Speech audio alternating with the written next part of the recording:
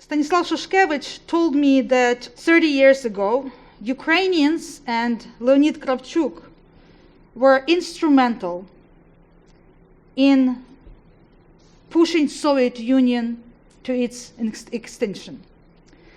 As Shoshkevich recalled to me, in the cold winter of 1991, in Belarus, in Belavezha forest, Kravchuk told Yeltsin and Shoshkevich that he would not be able to return home without signed documents. His people already decided, and there is no way backward. He basically played on Boris Yeltsin's ego as a future leader, possible future leader of Russia. And Yeltsin reluctantly agreed to go with Union Treaty. Today, 30 years later, Ukraine is developing democracy, threatened by two autocratic regimes on its borders, Belarus and Russia. Ukraine, once again, plays a crucial, critical role in the future of the region. We will examine Ukraine and the regional development and what have to be done for democracy in the region to succeed with this fantastic, distinguished panel. So we have Francis Fukuyama, Oliver Nomalini Senior Fellow at FSI and former Director of FSI.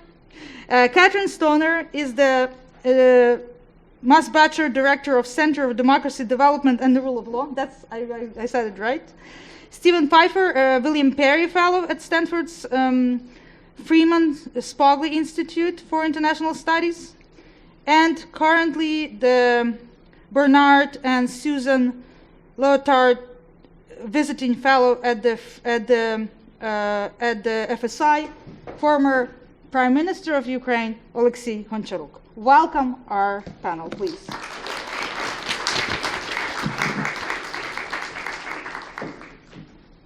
Let's begin with Francis. 30 years after the collapse of Soviet Union, we are living, as Larry Diamond pointed, democracy recession. And as you have perfectly put it, Ukraine is a key country in the global geopolitics today and for the future of democracy around the world. Ukraine can become an inspiration and beacon for other people who wants to live in free and democratic society, like so many in Belarus today. That's your words. So we are one day before Democracy Summit that we would be organized by White House. Well, I want to start with a big picture question about why Ukraine is important right now. And, you know, a lot has been said about its importance for global democracy. I completely agree with that. You quoted me correctly. I said that every time I've gone to Ukraine, and I believe it. However, I think that there's another big issue that's really on the table now, which is the following, that since 1945, there has been a pretty strong norm against great powers using military force to aggrandize their territory. You know, the United States has intervened in various countries and so forth, but it wasn't to grab territory. And that's a norm that lasted up until 2014 when Putin grabbed Crimea and then is now in Donbass. And I am afraid, I mean, I wish this were not true, but I think that we are heading into a world in which the great power use of overt military power is going to be much more likely. The other big case where this is likely to happen is China versus Taiwan, where I think that there is an increasing probability that China will actually invade Taiwan and take it over. And the two things, Ukraine and Taiwan, are related because the Chinese are going to be observing very closely how the Western world responds to an aggression by Russia against Ukraine. And, you know, my observation is that elites everywhere, here, in Ukraine, in Taiwan, in Europe, they they just don't think about military force. It's been so inconceivable over the last 30 years that a great power would actually use military force in this way that they say, well, just a few more economic sanctions, they won't have access to the SWIFT system, and that's going to keep them from doing things. And I am afraid that we are heading into a very different world in which the use of force by a great power is going to be well, in these two cases, it may well happen. And I'm actually surprised. I mean, our Ukrainian friends, whenever we ask them what's the chance of this actually happening, they say, well, it's Russians have threatened before, but I don't think they're really going to do it. So I hope that that's true. However, I don't think you can base policy on a hope that it's not going to happen. I think you actually need to make concrete, preparations. We will be able to discuss that later. Yeah, well, that's what I wanted to talk about. I think so if we just want to stay on the question of what Ukraine means, again, the democracy part of it has been stated pretty well, because Ukraine is a pretty free country. It's really quite remarkable. You can say anything you want about the president of the country in Ukraine, and nobody's going to put you in jail, and nobody's going to, censor your Twitter account. So far. We can return to the question about, the pluses and minuses. But I think that the real issue that's involved internationally now is actually not so much over democracy as over national identity, or democracy seen as a component of national identity. Because what Putin said in this long article that he published a few months ago is essentially Ukraine doesn't have a national identity that's separate from that of Russia. So he's basically denying to Ukraine the ability to craft its own sense of identity and its own separateness from Russia. Now, there's been a discussion about, the two, Russia and Ukraine obviously have a long shared history. They've been very much intertwined. There is certainly historical grounds for talking about a separate Ukrainian identity. There's a separate Ukrainian language, so on and so forth. But I think the point to be made here is that national identity is not something that's given. It's certainly not given by biology. A lot of nationalists think it's rooted in ethnicity, but it's not. It's socially constructed, which means that national identities can be formed by societies who think about their own histories and their own narratives, and actually an important component of democracy is the ability to define your own national identity without being told what it is by outside powers. And that's really the struggle that's going on right now.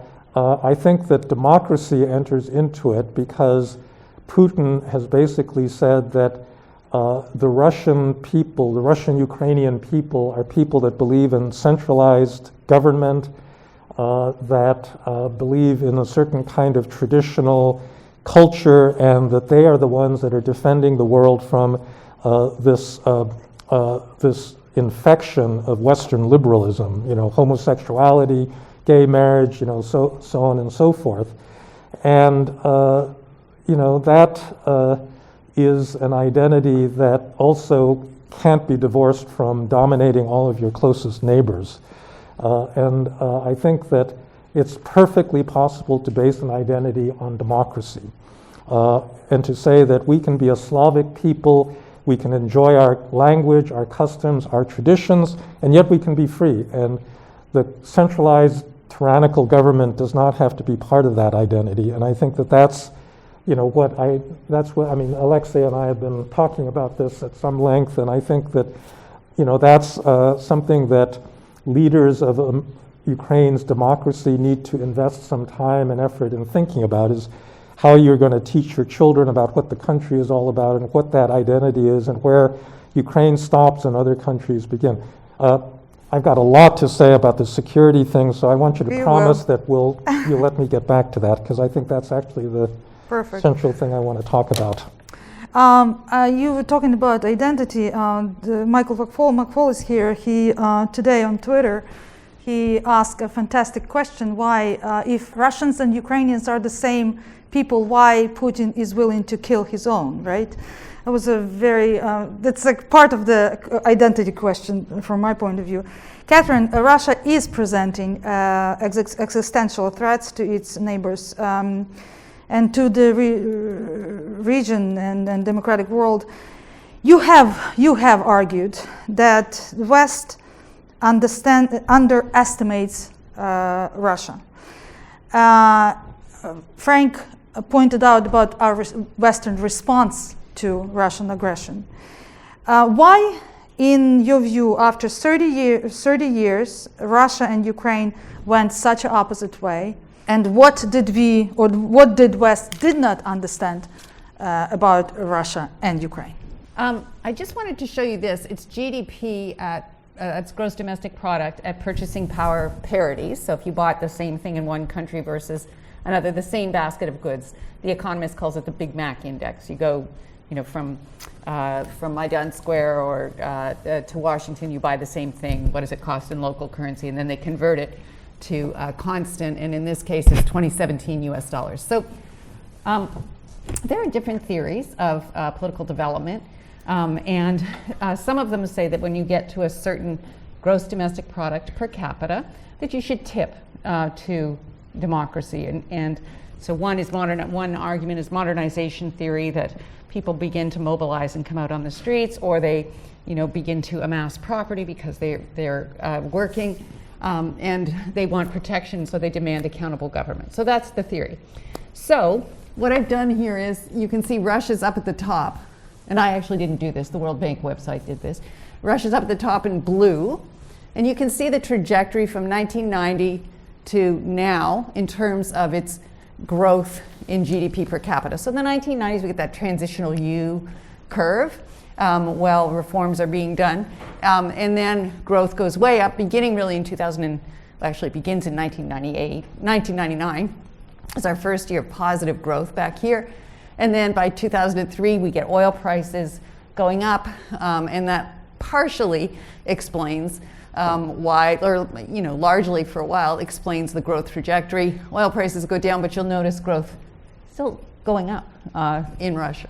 Even under sanctions in 2014, GDP still going up in Russia. Mm-hmm. So when we get to what can we do, bear that in mind, right? So the other countries I put, now one thing notable there is, so that theory I just told you about tipping, right, to democracy at a certain GDP per capita, well, clearly Russia is defying that, right? Should have tipped, if you can, this is in trillions of dollars. If you compare, right, Ukraine, which is in green there, and its trajectory to Russia's, you would predict that if you hit a certain GDP per capita, I'm sorry, it's in thousands of dollars controlled. If you hit certain GDP per capita, then you should be tipping.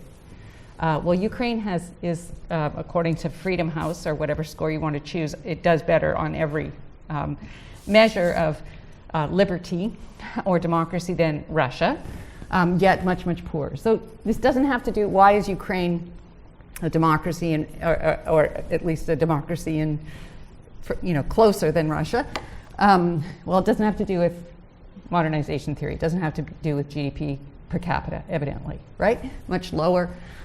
It's actually closer to Poland, which is on the edge right now, having some problems, but higher than Hungary, and quite a bit higher than Belarus. So I just put that up there to give you, the first answer is, well, it ain't money. That doesn't seem to explain it. So, was it inevitable in Russia? Well, given Ukraine's trajectory, I think no, it was not inevitable after the collapse of the Soviet Union that we would have an autocracy 30 years later.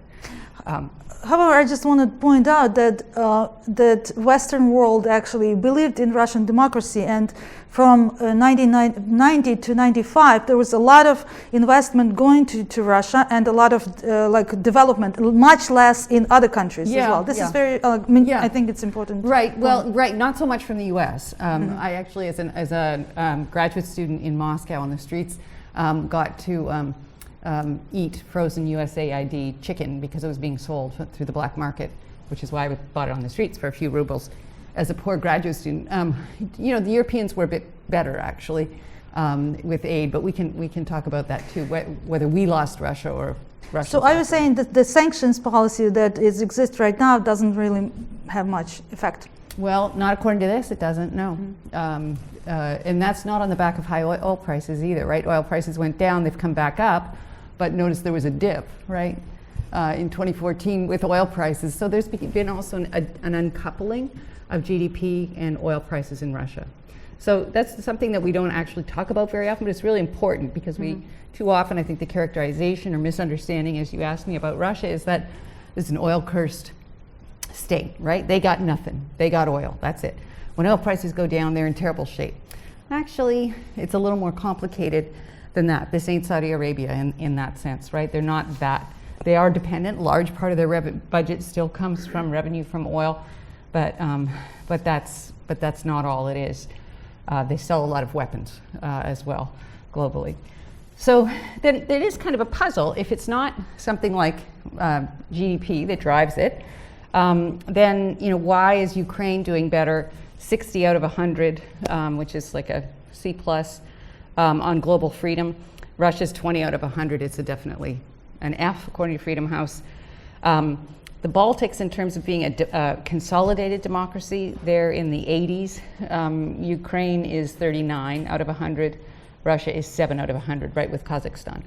So big gaps, but for what it's worth, for what these indices are worth, they're not calling Ukraine a consolidated democracy. And so since the last panel talked about what time is it in Ukraine's political development, I'll just point that out. Still, the gap is huge between Ukraine and Russia, Ukraine and Central Asia as well. And so why is this if they are such, they have such cultural affinity, and Mr. Putin, the historian, is right in his fascinating article signed by himself, written by Lord knows whom, about Ukraine and Russia as sisterly countries. Well, I'm going to let Ukrainians answer that. What is it about Ukraine? There's something about Ukraine. By the way, there's something about Mongolia, since there was an exhortation to talk about global democracy. Why is Mongolia a democracy, given where it is between China and Russia? Not in a good neighborhood either. So somehow these countries are doing it. Well, one question could be that actually Mr. Putin's aggression toward Ukraine is helping to resolve this kind of nation-state question, right? So who are we in Ukraine? And I say this as a Canadian. Who are we in Canada? We are not Americans. Who are we in Ukraine? Ukraine is we not are Russian. not Russians, right? And we don't want to be thought of as Russian. So in a sense, the more Russia aggresses against Ukraine, the more it consolidates that national identity. And so resolves this kind of statehood issue, even though there are vast differences in different parts of the country. That would be the same in Canada. Also, Canada living close to a huge, culturally aggressive neighbor. It could also be, of course, this European history that was talked about, that Ukraine has, in different parts of Ukraine, have been parts of Europe, right? I think Norm Neymark brought this up, and Sergei Plakhy brought it up as well. The task of transition is slightly different in Ukraine. That's the next thing, right? Russia, geographically, still the largest country in the world. 11 time zones now, still, I think, or 13. They keep changing them, but largest country on Earth geographically. Ukraine, more, manageable size, arguably. So perhaps this matters. But there has to be something about the way, about Ukrainians themselves. And so for all that Putin has said about this affinity and similarities, and he himself has brought up this question of why, that Russia and Ukraine should have the same relationship as Canada and the United States. And clearly he perceives Canada as being the supplicant, and the United States just dominates it, and it's all fine, and the Canadians put up with it. Let me just remind you, the War of 1812 and that national mythology is quite different in Canada than it is in the United States. Who burned down whose White House? There is, I think, a pathology in terms of the view of the state that's fundamentally different in Russia than in Ukraine, and this helps to, I think, is tied to the nation-state project. The state in Russia is to be dominated. Its assets are to be privatized and controlled by very entitled elites. society is subservient to the state. And this is not how Ukraine has developed, right? It's not, I think that, there's something about the quality of civil society. I'm not exactly sure where that comes from in Ukraine. But it was mentioned earlier that democracy has not been a 30-year project in Ukraine. Arguably, it's been a 130-year project in Ukraine, perhaps because of its geography and proximity to Europe. I guess I will stop there. I'll just point out, I told Alexei earlier, I thought it would be fun to just flash a picture of the Russian cabinet and the Ukrainian cabinet of ministers to show you the contrast in age and genders mix. This is another thing in Ukraine that is sort of more modern, if you will, or there has been the demographic shift that is also inevitable, frankly, in Russia, right? When you have a situation in Russia where 18 to 34-year-olds, something like 50% of them say that they intend to emigrate permanently. That's not a good future, right? Whereas it is young people in Ukraine, that are leading the change, perhaps because they are on the edge of Europe. So. Stephen, you have been a witness, an active participant at some crucial and critical development in Ukraine in the last 30 years. So what is, in your view, played the most important role for Ukraine to become a democracy? And what is, in your assessment of Ukraine and the West did right? And what kind of mistakes have been made in the last 30 years? The American embassy did in Ukraine back in the late 1990s that happily the American embassy doesn't have to do today. And I think that is a good reflection on the Ukrainian people and the progress they've made. And I'll just give one statistic that I use when I talk about Ukraine. Since the country regained independence in 1991, Ukraine has had 6 presidential elections. And in those 6 presidential elections, 4 times the incumbent ran for re-election. And in those 4 elections, the incumbent lost 3 times. You don't have that record really anywhere else in the post-Soviet space unless you count the Baltics. I mean, and I think that's very positive. But when I got to Kyiv at the end in 1998, I mean, democracy is part of the job there, or was part of the job there. And part of it is because just democracy is part of American diplomatic DNA. But in the case of Ukraine, there were a couple reasons why we sort of felt we had a right to talk about Ukraine's internal affairs. One was President Kuchma had set the objective of bringing Ukraine into Europe. And it was very clear the Europeans were saying, well, fine, but one thing is, you've got to have a functioning democracy. So to some extent, we were holding them to the standard they had set themselves. The other factor was, at the time we were spending, the US government had about $400 million a year in assistance programs for Ukraine, ranging everywhere from closing Chernobyl to military, Dunluger, but a lot of that was on democratic reform. And that we also felt gave us a right to speak. And I got to speak it even earlier than I thought I was. I had been in the country maybe about 5 weeks. I was still paying courtesy calls, so I had my courtesy call on Prime Minister Pustovoitenko, who you may remember. About 2 days before that meeting, the Ukrainian government shut down Pravda Ukraini, a newspaper. This was a newspaper that was associated to Pavel Lazarenko, who had been Prime Minister earlier, and his party, the Hromada Party. Now let me say the US government and I personally are not fans of either Lazarenko or Hromada. In fact, in 1997, Vice President Gore had pulled President Kuchma aside and just gone through some of the background and some of the information that we had on Lazarenko's corrupt activities. Lazarenko, by the way, spent 9 years in prison here in California when he made the mistake of coming to the United States. But we had this, so we were not fans, but closing down a party newspaper on the eve of election was not consistent with our concept of democracy. So after doing a courtesy call, which as Ambassador McFall remembers, usually kind of a general conversation, I had to pull the Prime Minister aside and say, we have this problem. The next day I received an invitation to meet with Minister of Information Kulik. Now there's one question is why in a democratic state you need to have a Ministry of Information, but I did see him the next day, and he walked through all of the reasons why this closure was justified, which he called not a closure, it was a suspension, but the practical effect was the same. And it brought to mind the rule that Sandy Berger, the National Security Advisor, used to share with us at the National Security Council, which is, look, if you're ever going to do something controversial, imagine what it will be if it's splashed on the top of the front page of the Washington Post, called the Washington Post rule. If your mother read that story, could you explain it to her in 30 seconds that would leave her comfortable? Mr. Kulik's mother would not have been comfortable. But as it turned out, this was in the run-up to the parliamentary election. The election was, as we characterized in our reporting message, free, fair, and ugly. At the end of the day, there was a lot of confusion, disorganization, but our assessment of the embassy was it was basically not a bad election. In part, that was because the Organization of Security and Cooperation and Europe Mission had given it a good evaluation. But there are other indications.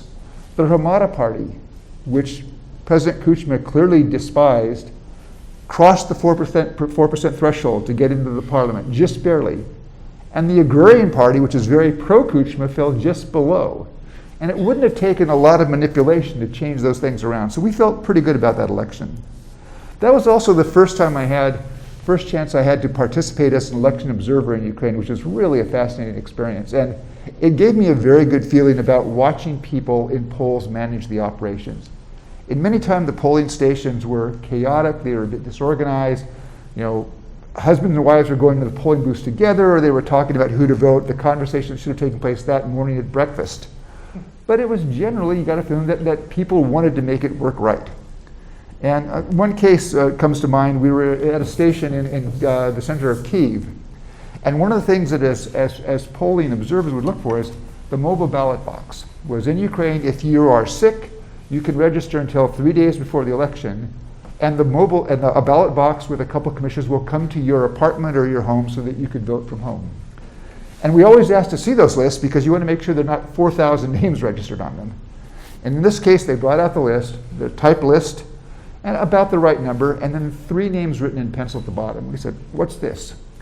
And the person says, "Just wait a minute." And they brought over 3 members of the commission, and they had this 7-page handwritten protocol. And they said, "Look, we got the list on Thursday, but people got sick on Friday and Saturday, and we had this debate, and it's 7 pages of explanation in each case why they decided to add this person to the list, signed by every member of that local election commission." And you're thinking, you broke the law, but you were doing it with the right intention. I think this was a reflection that the sense that there's this bottom-up push for democracy in Ukraine. Now, in '99, there was a presidential election. It was not awful by the standards of the post-Soviet space, but we still had concerns. And again, you'll recall some of the things were happening then. Administrative resources for incumbent President Kuchma. He, by the way, was the one incumbent who won re-election of the 4. Biased media, very much towards the president. And the state tax administration had a habit of auditing people who got out of line. So STB, which was the national television station, which was the one station that was trying to be balanced, and they were being audited by the tax administration for being in arrears on taxes. We complained about it, and lo and behold, I get an invitation to go and meet with Mr. Azarov, who was Mr. Yanukovych's prime minister. They both reside in Moscow now, but he was the head of the state tax administration. And he hands over this document to say, look, they owe 4 million hryvnia or whatever in back taxes. And what was interesting, when I turned the page over, there was another station that owed like 5 times as much. But it was pro-Kuchma, and it was not in any kind of tax issues. So these were the kind of problems that you saw. And this created a dilemma for the embassy. This is the kind of tilted playing field you don't want to see. Again, not horrible by post-Soviet standards, but not great. And so do you speak out? And knowing that speaking out is going to get you into trouble with the presidential administration. And we thought about it and pretty quickly concluded we have to speak out publicly. We had tried for a month and 2 with the Foreign Ministry, the National Security Council, the presidential administration, but there was no change. So we've got to talk about this. So we did. And happily, it was not just me and Key, but we had people like Deputy Secretary of State Talbot giving interviews about the democracy problem. And as expected, the presidential administration was not pleased. It created some issues for us a little bit later on. But the sense was that we were getting was a lot of positive feedback from the country that we were actually taking that stand, which was something an embassy could do in a way that perhaps somebody who was Ukrainian could not. And the interesting thing to me was President Kuchma went on to win the election, but I actually think he could have won that without tilting the playing field. Miroslava asked me, when was the breakthrough? I think the breakthrough really came with the Orange Revolution. And that's I would say the breakthrough came when Kuchma was trying to change the constitution and insert his more presidential power. And, But later, yes, but in the end, that's the manifestation where you see this real rise, this bottom-up push for democracy in Ukraine. That really was the key to getting the rerun of the flawed runoff election, and you saw it again in the Maidan. And I think that is something that's actually relatively unique about Ukraine, is this bottom-up push for democracy. It's in all of the post-Soviet states, but it's not of the size in Ukraine. So let's go to Moscow, the big demonstrations in Bolotnaya in 2011, and then those organized by Ambassador McFaul in 2012. You had 100,000 people on the streets. That's in Moscow, of a city of more than 13 million. In the Maidan, and Miroslava, correct me if I'm wrong, but in the Maidan revolution, in Kyiv, a city of 3 million, at one point you had 500 to 700,000 people in the streets. And I think that does show a real difference between Ukrainians and Russians when it comes to democracy. Now, certainly in Russia, there's a harsher political environment, but I think it also says something that's very positive about Ukrainians, and where free and fair elections now are the standard. And that's a credit to Ukraine. And I think it means the embassy has to talk about democracy, or doesn't have to talk about democracy today in ways that we had to do 20 years ago. Thank you, Stephen. It's a fantastic recollection of your time and events. However, Ukraine had one peaceful revolution, then one bloody revolution, and we can definitely say that Ukraine is electoral democracy. However, I think the next guest would tell us more about, our panelists will tell us more about institution building, because he was part of that institution building just a year ago.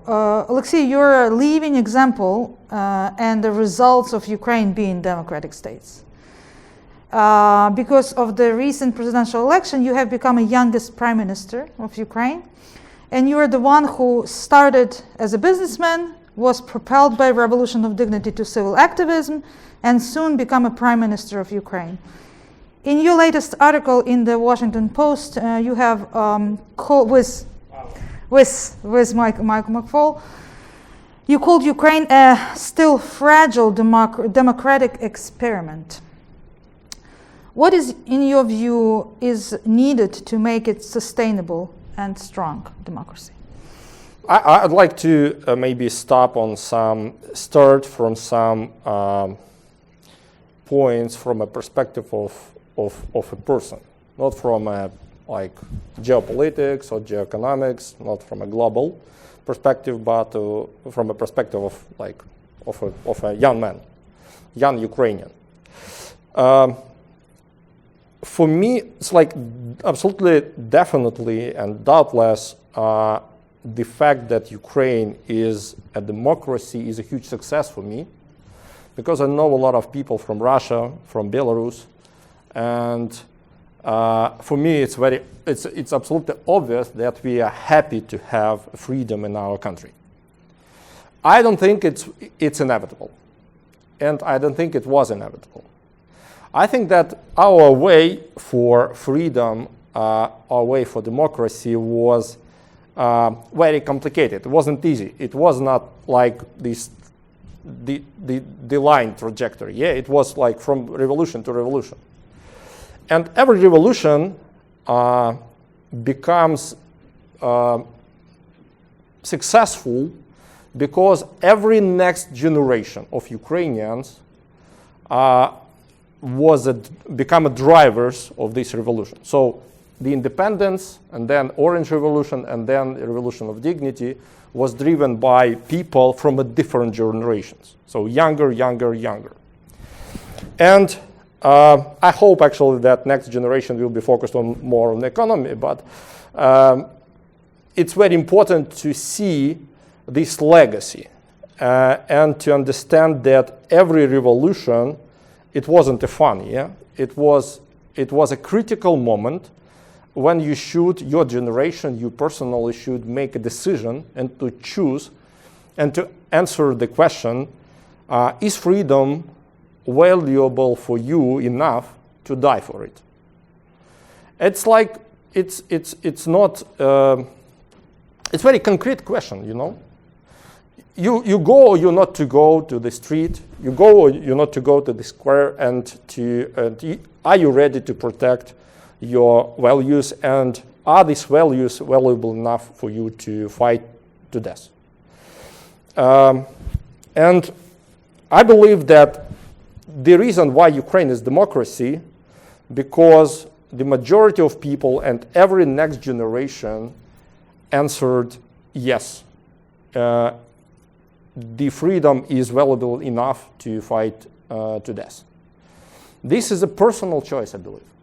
And we can, of course, explain it from the perspective of economy, global politics, but in the end of the day, concrete people, thousands of people on the streets, made its decision. And I believe that it is a critical, absolutely, element of this Ukraine's success. I can speak about my generation, of course, because 10 years ago I was a bad citizen. I didn't participate in elections. I wasn't involved or even interested in like all these political, games.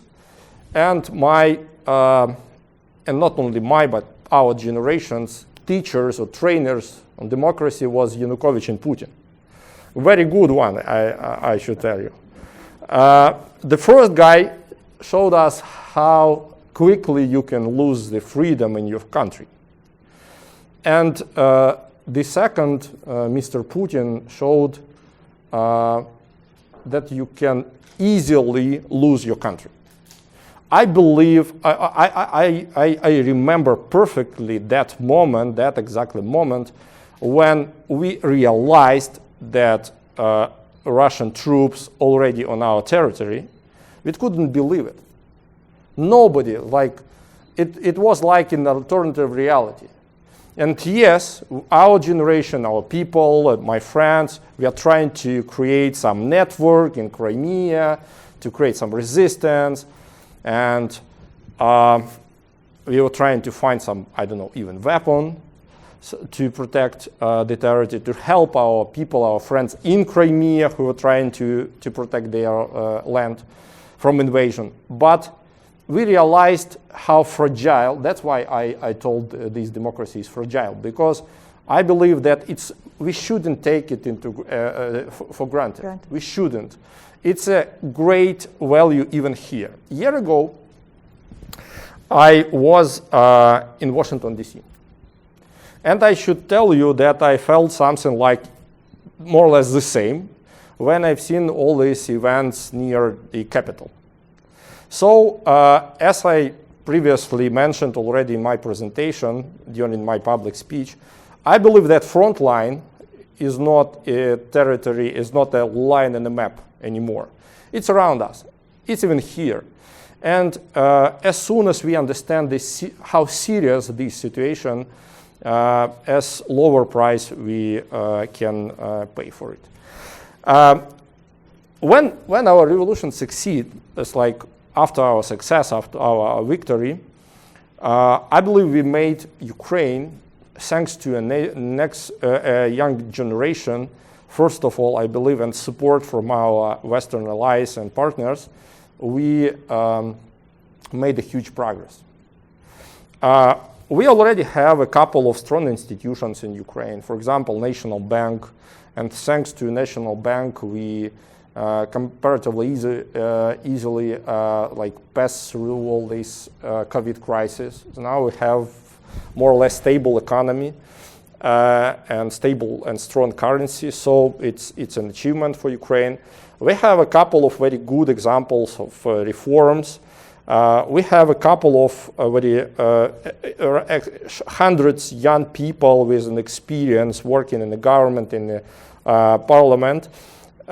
But the main achievement we have, that we are not scared.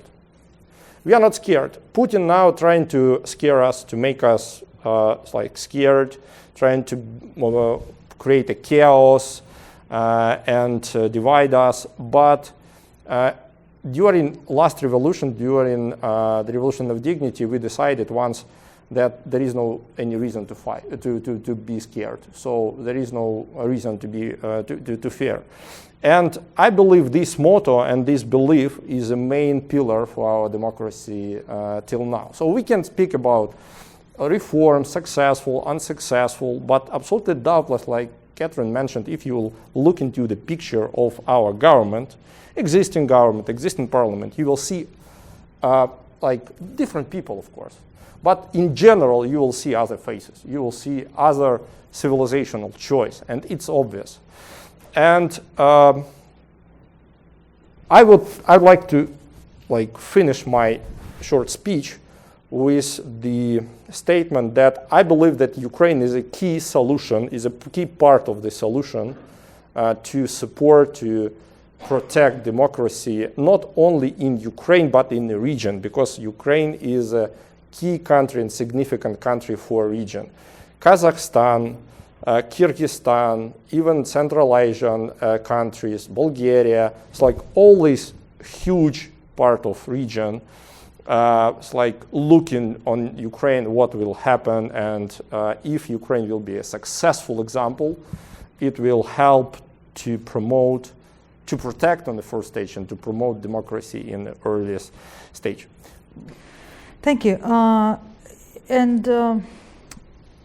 still feel that, yes, Ukraine is threatened by Russia from outside. However, Ukraine is threatened from inside as well.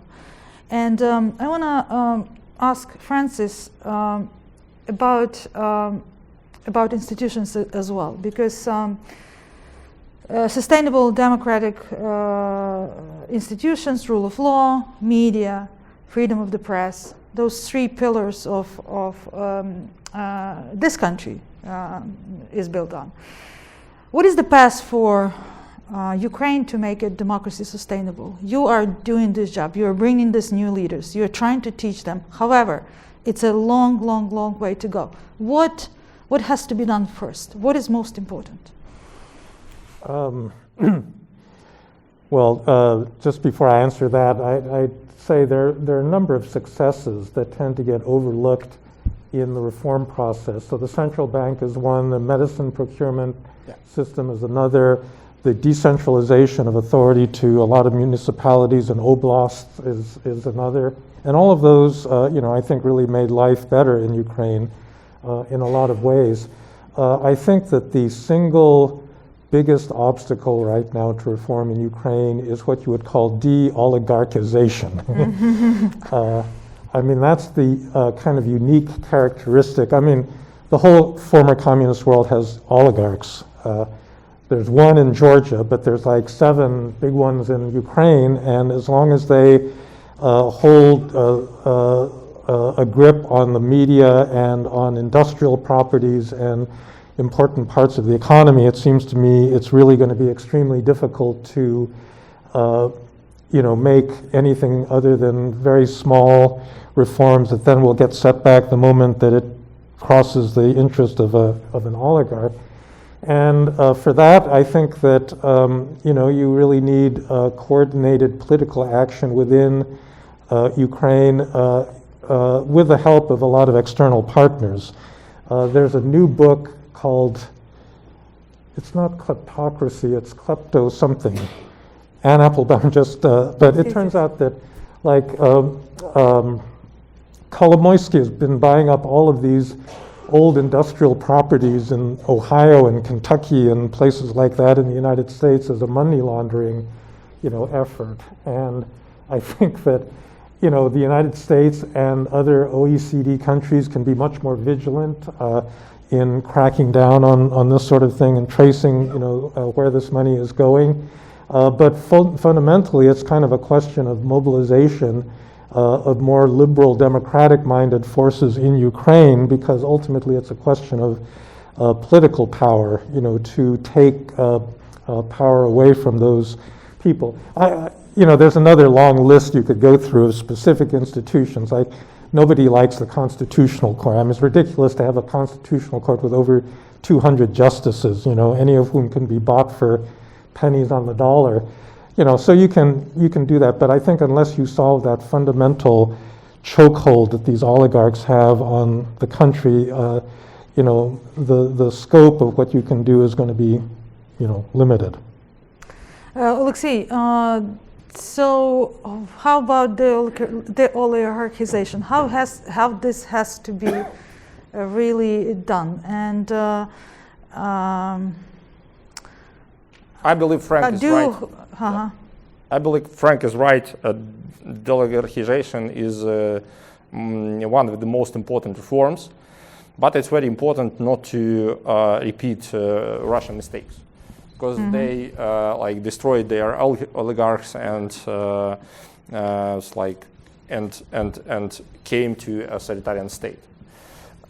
It's very important to do it in the right way, and the right way is to build the institutions, doubtless.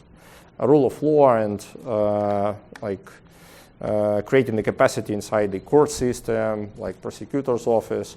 We are in progress. I believe that, frankly speaking, I think that the main problem of Ukrainians' reform now is not inside the country. I think that maybe it will look like controversial idea, but I believe that it's true. I believe that if you are a young Democrat in Ukraine, you are fighting not so far against your internal opponents, because even the pro-Russian forces usually now, I mean pro-Russian means the forces who support a peace with Russia, so some freedom of Russia. Even these forces don't want to live in Russia under Putin. They want to live in a free society. They want to build some stronger parliament. They don't want to have a strong hand. But I believe my main message is that Russian propaganda influence Ukrainian informational field so strong, especially in our southern and eastern part, that it's very hard to be to work in the political sphere there. So because people brainwashed by some toxic narratives, and now this political season, we are happy more or less because of this Zelensky effect, and a lot of people in parliament and mono-majority, and we have a chance to implement reforms. But I'm afraid that next political season, because of this Russian propaganda, we could have much worse situation in the parliament and much bigger part of pro-Russian and elected by brainwashed part of our society. It's bringing me to the question of political parties. Why there is no, anyone can answer, why there is no ideological political parties in Ukraine, and specifically why there is no strong liberal democratic party or social democratic party? Because of architecture of our political system, because the main sponsors of our political system is still oligarchs, and that's why Frank is absolutely right that we should work with this systemic problem, systemic issue, to make sure that the political system is healthy and becomes healthier, and there is a competition based not on loyalty to the oligarchs, but based on some other important in society issues. But one more time, I understand very well what's inside the government, what's inside the parliament, what's inside the Ukraine. And I believe that we sometimes make mistakes, sometimes it takes more time than expected, sometimes it's we miss our chances. But in general, Ukraine could be much more successful if we will not have this toxic and strong influence from Russia. And I believe that if we're speaking about the recipe or the package of measures from the West to help Ukraine, to support Ukraine, I'd like to say that, okay, our general global mistakes should be learned, actually. Could I answer that? Yes, because okay, yes, go on.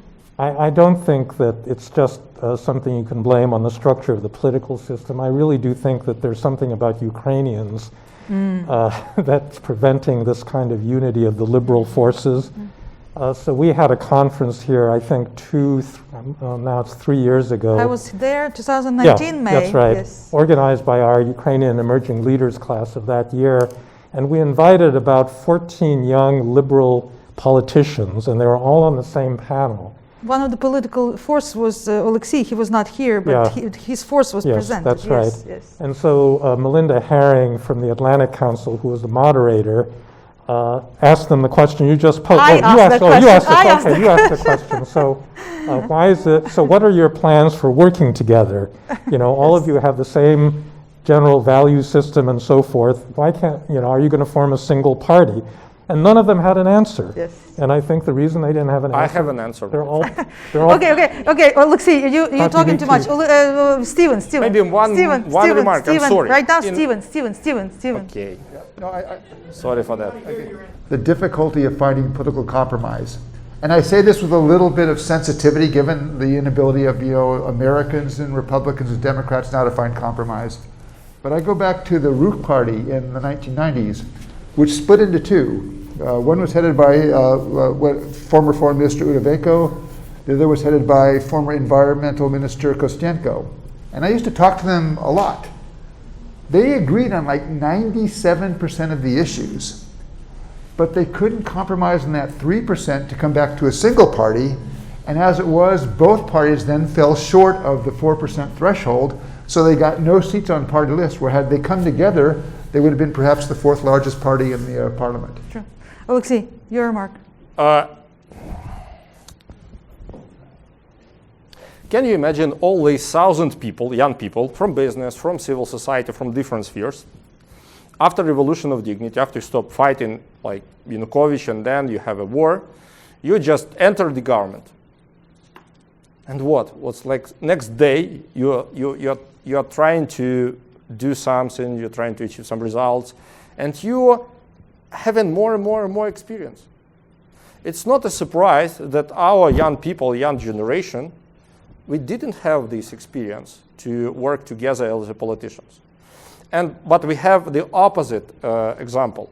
Almost all these people you invited to Stanford, they worked together, and they still working together. So, okay, I can imagine that it is a problem, but even 4 years ago and now it's a big difference. It's a huge difference because we are learning very fast. We had Mustafa Nayyem. He is working now as a deputy minister in the ministry of Alexander Kubrakov. Alexander Kubrakov, he's a person from my team, and we work together in a think tank, and we work together all this time. And I can show you like dozen examples when even 4 years ago, the situation was absolutely different than it is now. We become more experienced, maybe even wise, because it's like painful when you like doing all these mistakes. So we already have some evolution here. And I believe that it used to be, but it's not a problem now. I want to believe this. We will see this, but I believe that this issue is not so critical now. Okay, Russia. Very important question we have to go to. In order to appreciate the true geopolitical impact of post-Soviet Ukraine's big democratic breakthrough, as we are talking about, it must be viewed in the context of Russia's reaction. Russia is threatened by democratic Ukraine. What should be best approach today in dealing with Russia? It's a very precious question. Just quickly on the last question too, that the sort of evolution of cooperation with the opposition is not a unique problem to Ukraine. That's also been a persistent problem in Russia. Even still, there's a lot of infighting. I'm not, and now of course they're institutionally, really the official opposition doesn't exist anymore. And in Western Europe, parties are not working either, right? So there's a general sort of evolution, I think, of the importance of political parties, and they're not forming on the same basis as they did historically. What to do about Russia? Well, that's the $10 billion question. So I think, first of all, I mean, we have to face the fact that this regime is not changing, and I want to separate Russia from Putin and Putin's regime, right? Which has evolved into this highly personalistic, autocratic regime. That is, I think there's an increased paranoia because of an inherent fragility. And so the fragility is that, usually autocrats don't leave office standing up. The example of a near neighbor that has a close cultural and linguistic affinity, being a successful democracy is very problematic, right? It's problematic because there's a demonstration effect. And so when you are the head of a country that has where formal institutions don't matter, which is Russia, and where control of the state is how you get rich, there is an existential threat presented by Ukraine. So when we're trying to understand why is Putin behaving the way he is in terms of leading the Russian government to do these things in the military, because you have to, I think, understand better his, as economists would say, utility function, right? And so his utility function is to keep himself in office and to maximize his control over the system. And so who can threaten that? Well, it can be threatened from the outside, but NATO has no plans, newsflash, to invade Russia or interest. Who is the real threat? Well, the street is the real threat, right? So this is a regime that polls like crazy, right? And is obsessed with public opinion and is obsessed with his approval rating, which is a political resource against other elites in this context. And so to avoid the real threat, which is from within, either dictators or autocrats go out by elite coup or death by natural causes or social revolutions. So he doesn't want an elite coup. That's quite possible, right? That's possible. So he has to keep his network fed by privatizing the state effectively. The other threat is society, right? So Russia may not be as mobilized, or Russians as mobilized as Ukrainians, but they are not passive. They have, after all, had civil war, and they have had high mobilization before. I remember in 1990, standing in Nizhnyaya Ploshchad, which is now, you can't really gather there in a big way because you'll fall through the glass of a shopping center, yelling "Daloi KPSS," down with the Communist Party. Mike, you might have been there too, right? And if I showed you that picture, I mean, there are hundreds of thousands of people on the streets. And remember, this is a huge country, right? So you can bring 500,000 into Kiev because they're closer together. You can have that many protesting across Russia. So it's not a low mobilization society, actually, right? And this is a bit problematic for Putin. So what is his, therefore, what's the interest in Ukraine? Don't want that example. Want to demonstrate that Ukraine is actually, it's not a success. I mean, it's unstable. It is being basically taken over by the crazy liberal West. And so Russia is now not just illiberal, it is anti-liberal to the extent that it has any, under this regime, an ideology.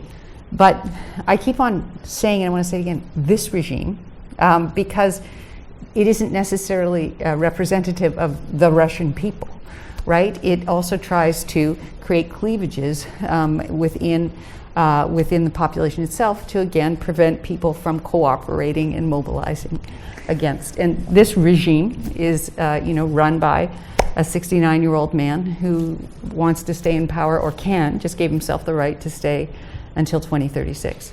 So that's who we have to deal with. Yeah, you mentioned it's not Russian people. However, the generation of Russian people already grow up under one president, or two generations maybe.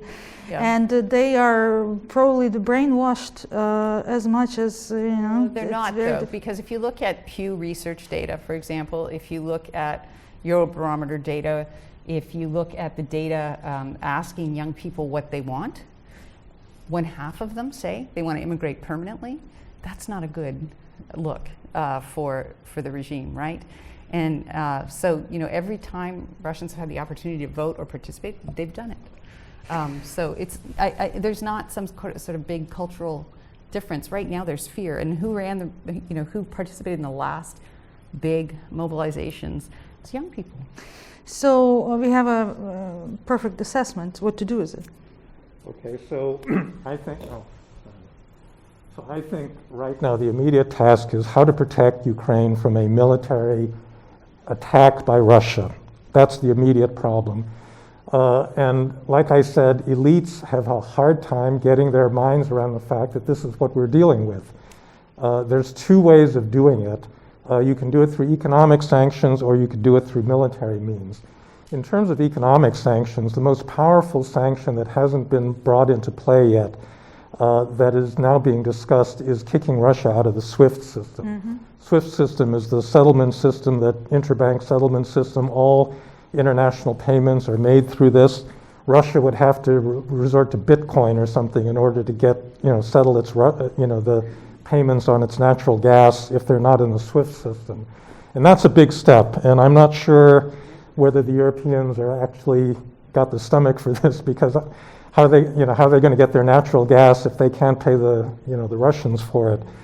But that would be of a sufficient magnitude to enter into their calculations. But the military part, I've been wanting to get this off my chest for a long time.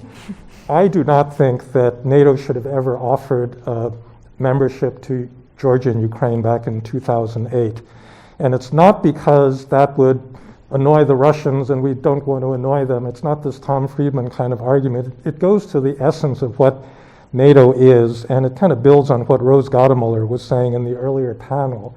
NATO fundamentally was designed as a military alliance built around the Article 5 guarantee that an attack on one country is an attack on all of them, and it would be met by military means.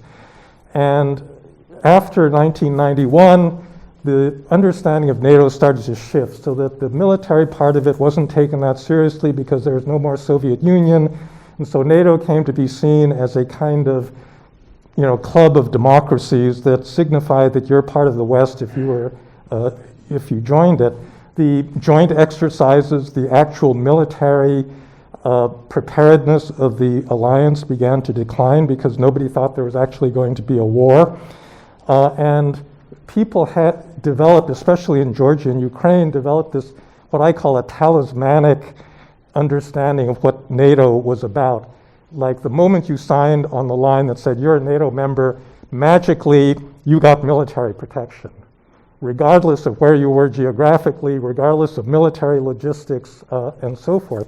And this probably reflects the first 10 years of my career when I was at the RAND Corporation, thinking very heavily about these kinds of military operational issues. What deters a country like Russia from attacking another country is not whether you've signed a NATO agreement or you're in MAP or something like that. It depends on structural, the force structure on the ground and a military logistics system that can keep that force operating, right? And after 2014, NATO realized there is no way in the world they can protect the Baltic states. They had expanded NATO, but Russia could occupy the Baltic states in 48 hours. There's not a blessed thing NATO could do about it. And that's why they started to station American soldiers in Estonia, because that meant that if the Russians did this, they'd kill Americans, and that would automatically mean that America would be committed to taking back the Baltics in a couple of years once this initial invasion happened. And that's the level at which I think you've got to start thinking about this. And this is why I've always thought that NATO membership was unrealistic, because there is no way that we can militarily sustain a defense of either Georgia or Ukraine in the way that we could of Poland or of Germany back in the days of the Cold War. And so I think that we need to think about concrete military assistance, not NATO. And I think Ukrainians should stop talking about NATO membership because it isn't going to happen. It's not realistic. It's not going to buy the protection that people think it's going to buy. What you need are drones, Javelin missiles, and one of the things that I couldn't believe from the Victoria Nuland interview yesterday is the Ukrainian military is storing all the Javelins in a locker somewhere. They're not exercising with them. Excuse me, that was the requirement from the U.S. government, so that's not the Okay, well, requirement from Ukrainian government. Yeah, okay, well, things have changed in the past week, and that, that's crazy. I mean, that's exactly the kind of hardware that Ukraine needs if it's going to be serious about defending itself against Russia, and that's where I think the emphasis should be. And, the NATO thing, I just think, has been a big red herring these past, 10 years. Thank you. Stephen, do you agree? Yeah, a couple comments. One is, I supported NATO enlargement and continue to do so. It was easier in the 1990s and the very early 2000s when we had the big round in 2002, precisely because, as Frank said, yes, the Russia was discombobulated, there was no military threat, and people probably did not think as much as they should have that at the heart of NATO is Article 5. Are you going to be prepared to defend countries? The odd outcome in 2008 where NATO refused to give Ukraine and Georgia membership action plans but said you will be members, I think was a mistake. It showed why leaders should not throw their permanent representatives out of the room when they're negotiating language. My surmise is this was Angela Merkel, who had blocked George W. Bush, who wanted to do the membership action plans. It was clear that there were 5 or 6 countries led by the Germans who were not going to agree, so there's no consensus. But I think the German chancellor wanted to do something as a consolation prize. And they had, the perm reps had been excluded from the room, so they went there to say, we don't say that about any country until like the day before they join. And so you have this formulation, which I think really didn't do much for Ukrainians other than inflate their hopes, but also got the Russians all excited. By the way, it also inflated the hopes of the Georgians, Yeah. and I think it led to all this risky stuff that Saakashvili did, before the Russian intervention in 2008 there. Well, the Russian intervention, which took place after Mr. Saakashvili made a really bad mistake, which was to attack South Ossetia. But just 2 last points on NATO. Yeah, I think it's clear now there is no enthusiasm within NATO for putting Ukraine on a membership track right now, because if Ukraine becomes a member of NATO tomorrow, under Article 5, then is NATO obligated to go to war against Russia? So that may create a little bit of room, but by the same token, I don't think NATO can concede to the Russian demand that says you have to close the open door policy. The formulation I've tried to do about Ukraine and NATO is not now, but not necessarily never. And can you use something like that to diffuse this issue? I'm less sure that that's going to be something that you can sell to the Russians. But we're going to have to, and I think I think the president handled yesterday's conversation just about as good as he could have. He laid out the costs, including more economic sanctions, including more military assistance, and actually going further than I expected and basically saying if you Russians go into Ukraine, there will be more NATO military power on your border in the Baltics region. That's my understanding what happened yesterday. Yeah, and so there's something there. The big cost, of course, is the one that's not in the power of President Biden to deliver, but that is, I believe, Yaroslav, Alexei, correct me if I'm wrong, that the Ukrainian military will fight, and it's a much better military, and it's much more prepared. And while in the end it may not beat the Russian army, it's going to inflict casualties, and it gets back to how popular are Russian soldiers coming home in body bags? How popular is that going to be with the Russian public? And I suspect perhaps not. But if we get into this dialogue, which I think is a smart thing, to get into this wider dialogue first on European security concerns, then you have to begin to talk about Russian security interests. And I would introduce the adjective legitimate. I think it's legitimate for the Russians to say, we don't want American strike missiles in Ukraine. And that's the kind of thing where I think America can say, okay, we can talk about that. It's not legitimate for Russia to say, we don't want Ukraine ever to have the possibility to choose its own association with NATO. And so if you get in that dialogue, that definition of what is legitimate and what is not is going to be a really big issue where I suspect there's going to be a lot of differences between the US, the West, and Ukraine on one side and Russia on the other. I will open to the discussion because Mike is there. I just wanted to mention one thing, that it's clearly Russia have his commitment, and we know what they want to do. We know what Ukraine want to do, and Ukraine wants to be closer to the West. The question is of Western commitment to the interest of Ukraine. And is there real commitment? Because without that commitment, we can lose our fight for democracy in the region. Michael. There's 4,000 things I want to say, so I'm not going to try to do that. I don't want to go back in the debate 1812, although I'm tempted to talk about 1867, but we're not going to do that. Just a couple of things. First, I just want to associate myself with Frank about not the NATO debate. That's a different thing, but the West needs to let Ukraine defend themselves to the maximum capability. I've written this many, many times. Alexei and I just wrote about it last week, and there's no excuse not to do that.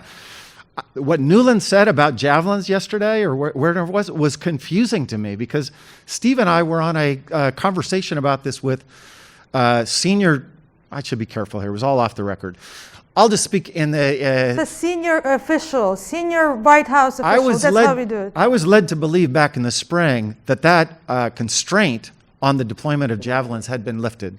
So that she was confusing, that was very confusing to me. That's a small point. I don't want to get into that, because this panel is supposed to be is about democracy. I want to get back to democracy. And I want to share with you two things. One, Putin has had a strategy to destroy Ukrainian democracy for 2 decades. It's gotten bigger now, but I just went and pulled it out just to remind myself, keeping myself honest with my own publications. There's a book called Revolution in Orange that I edited with Anders Oslund. It has a giant chapter about what Russia was doing in 2003 and 2004 to stop democracy, right? So remember that they've been at this for a long time. It's not just this latest thing.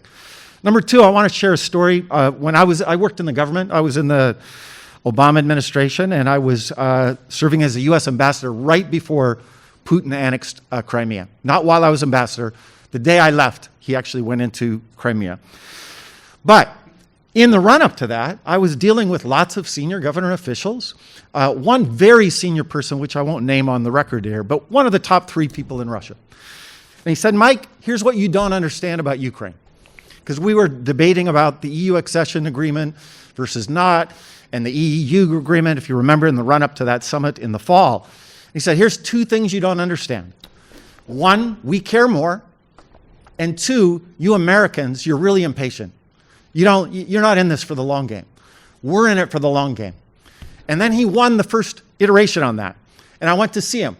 And he said, yeah, we had to pay about $10 billion more than we wanted, but we beat you. He didn't sign the agreement. Yanukovych didn't sign the agreement. And he was very chipper about that. Мы победили, as he said in Russian. But the analytic problem with them is they never take into account the Russian people, the Ukrainian people, by the way. That, he didn't expect Mustafa Naim, he didn't expect Maidan, because they don't ever think that can happen without the CIA, et cetera. But the second question worries me more, his second assumption. Because we never talk about Abkhazia anymore. We never talk about South Ossetia anymore. How many times did you see Crimea referenced in the last 48 hours in the American press? 0. And their game is a long game. They think that we will be exhausted. We don't care. It's, what you're saying about Ukrainians being out on the steppe. Who said that? That was Norman, right? That we'll lose interest. And so my question to the panel, if we all agree, I think this group all agrees that Ukrainian democracy is a good thing in and of itself. It's good for deterring Putin. And I would say in the global fight for democracy, it's the most important fragile democracy in the world today, especially after setbacks in Sudan, Tunisia, Burma. So if you're rolling into this democracy conference, Ukraine should be the #1 thing they talk about. If you agree with me, I'm interested, big or small, what are concrete things that the US government or the European Union should be doing to strengthen democracy in Ukraine. And Miroslava, I want you now to become a participant on the panel and not just the moderator. I can't. Particularly, okay, all right. I would really like to know what we should be doing with public broadcasting, but maybe We'll you can't. talk later. We'll talk later. But if Putin's all in, what can we be doing better to be on the other side? I believe that the main problem for Ukrainian democracy are outside the country. That's why, look, it's not about NATO. It's not about some tools, because NATO is a tool. Since Ukrainians will feel like protected, they will not think about NATO. Since Ukrainians will understand the rules, the general rules in the war, they will like do their homework and the country will be successful. But we don't understand the rules. It looks like Russia can do everything and the West will just like play some game. Declare something, yeah, raise deep concerns. We have a lot of jokes in Ukraine about your deep concerns. So it's like, you're kidding us. They're killing us and you do nothing. And it's not about, commitment. Was it the Budapest Memorandum is like powerful enough and legal enough paper or not? It's not about the paper. It's not about NATO. It's not about EU. For us Ukrainians, it's about the rules. How we should act in this world. If they annex Crimea, we expect that all democratic countries will be serious about it. But you are not. You are not. Western elites not very serious. I would say more. I believe that if Putin, after the Crimea annexation, will become more quiet, more patient, more calm, without all these aggressive, chaotic movements, a lot of Western leaders would just forget about Crimea. For us, we are speaking, and this topic is very hot only because we have this build-up. I've seen it a year ago. Nobody cares in Washington, in Brussels, about Ukraine if Russia is not active. And it's a huge mistake. It's a huge problem. That's why I'm telling you that I'm more scared not direct military build-up. I'm scared that Russia, for the last 20 years, had a war against democracy in general. They affected and trying to intervene some countries. They're organizing military coups, organizing sabotages in European countries, political murders, and all this they are doing openly, and nobody cares. It looks like only we in our part of the world take it serious. This is a problem for us. We don't need NATO as a goal. We need a protection, and we need to understand the rules, guys. How we should fight them. If we are alone in this fight, okay, but you should tell us about it. And we will make our decisions. That's why I believe that first step, the West should be very serious about this situation. The second, sanctions regime. It's not a sanctions. It exists in sanctions. It's not a sanctions. It's just they don't affect. Russia didn't change and will not change behavior because of these sanctions. And time is playing against us, actually. So we should definitely change the approach with our sanctions. We should do something with the fragile democracy, because we are paying the double, maybe even triple price for everyone. So we're taking all general risks from Russia and from China, actually. We are taking, because we are on the front line. And to support our economy, to support our military, is necessary not only when Putin's moving his troops to our borders, but in general, it's absolutely necessary to make sure that we will not fail. Because if Ukraine will fail, it will be very bad example, not only for Ukraine, but for all region and for all the world, as Frank just mentioned. So it's not about concrete tools, I'm sorry. It's about the commitment, We should show that you cares, really cares, not on the level of declarations, but on the level of concrete choice. Thank you. Spelled commitment. We have to finish, so we have one last question, please. Yes, Ksenia Kirillova, the Jamestown Foundation. Just my 5 cents about sentiments in Russia, because you touched this topic and it's a primary topic of my work. I have 2 news. The good one is, yes, people's discontent is growing in Russia, and now more and more people don't trust Putin. It's true. But the problem is that this people's dissatisfaction with the Russian government is more pro-communist than pro-Western. These people miss the Soviet Union, and they prefer a leader like a new Stalin. Yes, it's not exactly the Stalin as a historical figure. They don't mean a bloody dictator. They imply some qualities, some personal characteristic, what they mean under the word Stalin. But the problem is that, yes, some of these qualities are reasonable. For example, they want a social justice. They just believe that Stalin is someone who could bring them social justice.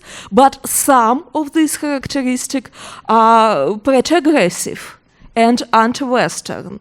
And Putin doesn't meet these qualities, on their opinion, so they want someone harder, someone more strong leader, who will fight corruption on the one hand, but on the other hand, they support these aggressive and anti-Western sentiments. And that's the problem. Probably you don't have answer for now, because it's something we need to think about. Because on the one hand, we have an opportunity to influence on Russian society now, because they don't trust their own government, they don't trust Putin, they want some changes, but the problem, we don't know how to communicate with these people because they consider us as enemies. They dream about new Stalin. And what Catherine said about new generation, I agree. The most part of new generation doesn't share these sentiments, but these people want to immigrate. And most part of them are ready to immigrate, and some of them already did it.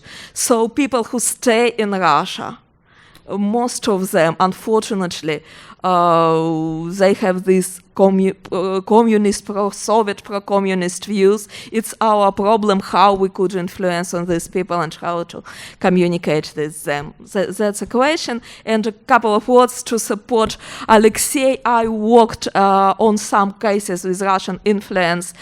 For example, coup attempt in Montenegro 6 years ago, and yes, Russian threat is a threat for the whole world. It's really it touches everybody, not only Ukraine. Even here in the United States, League of South right extremist group published a calling for our Russian friends. So it's very close to us, really.